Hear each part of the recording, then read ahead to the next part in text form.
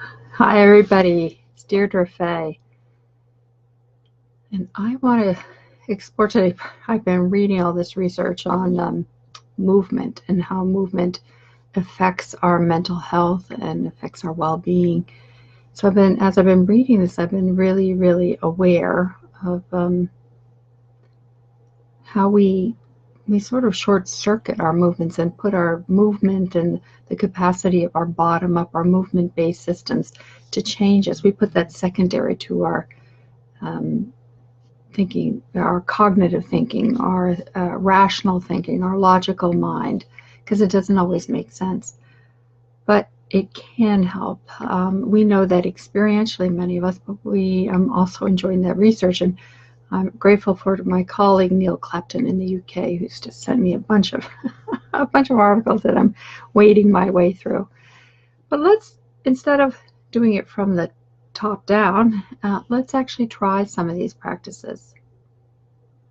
So one of the things that I've been playing with a lot is the compassion focused therapy experience of soothing rhythm breath. And over the years, as I've been doing that, I've been including that with the breath. So for people to sense how does their breath affect themselves. Sometimes we breathe and we don't know it, or we're not connected to what's going on. So one way to connect is through this wonderful practice of the soothing rhythm breathing that Paul Gilbert and his gang at the Compassion Focused Therapy have created. So let's just do that if you have a moment. We're always breathing all the time, right? So what is it like to actually feel the breath? See where you sit in your body. And that's sort of funny language, but play with it for a moment. Where, if you take that breath in, are you connected here to the top of your chest, to your belly, someplace else? Just land there for a moment.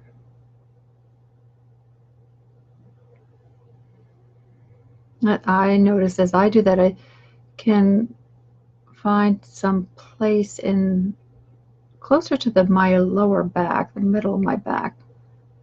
It's not in the front, but it's in the back that I start breathing from. I don't know what it's like for you. And then what's it like to begin that breath, or pay attention to that breath? And as you take, is that an inhalation? As you inhale, can you move your hands in accordance with that breath? Like, is it breathing in, expanding your hands out like this? Exhaling, letting the hands fall. Breathing in, feeling your hands. Follow that movement. Exhaling, letting your hands fall back. Breathing in. Breathing out. Your hands moving, almost mimicking the lungs as they're moving.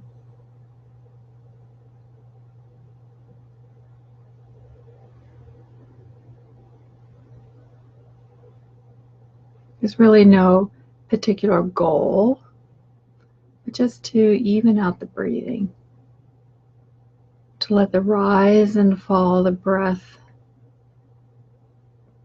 be in a regular practice. Breathing in, and letting the breath fall out.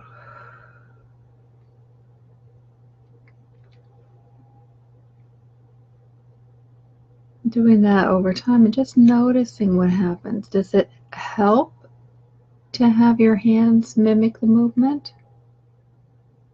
Or does it feel like it's a distraction? Again, it's not any right way. It's not any wrong way. When we do the 6 sides of the breath, we can also practice breathing up through the spine, feeling the lengthening of the spine and the coming together. Not to squash, but it's a movement based. You could even letting the breath move and the hands move. This is integrating mudras and Tai Chi and letting the breath and the external experience facilitate itself. You know, we have a trouble letting our mind stay still. We don't always like our mind gets scattered and disorganized, and sometimes having movements with makes a difference. I'm curious if any of you want to post what this is like, if you notice a difference. Integrating a movement with your breath.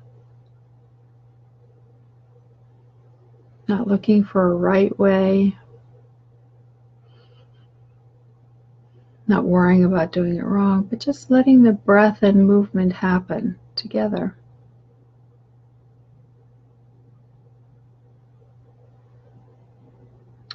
What we do know with meditation and movement is that these kind of practices allow us to come into a state of receptivity where we can literally just relax into the spontaneous movements, not worrying where our hands are going or what they're doing or being right. We get so caught in that, right? Just letting our hands move, our bodies move. If we do a little bit more, there's a fluidity that can happen.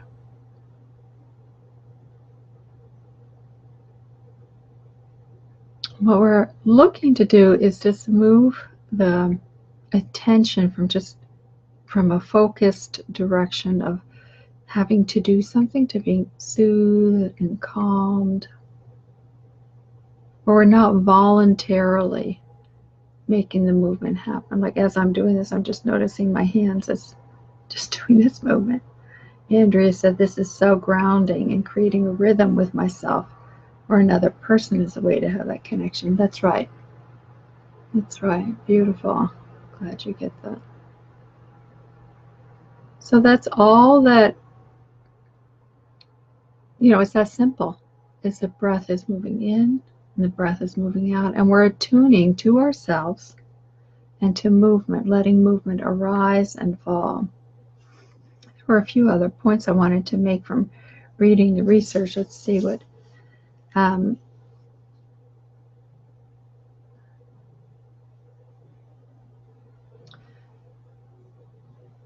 well, I don't know that I have an easy way to say all this, so I probably won't do it at the moment. But mostly, I want to find a way for you, for me, for all of us to practice moving in relationship to our own internal signals. If we're choppy, it would be like this, but what if we were to soothe and smooth that out? And what if we were to practice that on a consistent basis? Letting that movement happen easily, effortlessly, and consistently. Training our body, mind, and heart to move in a coherent flow where everything rises, crests, and falls. And we smooth it out so that the choppiness is gone and there's greater ease. So it's a practice I'm curious to see how that is for you, and I look forward to hearing from you.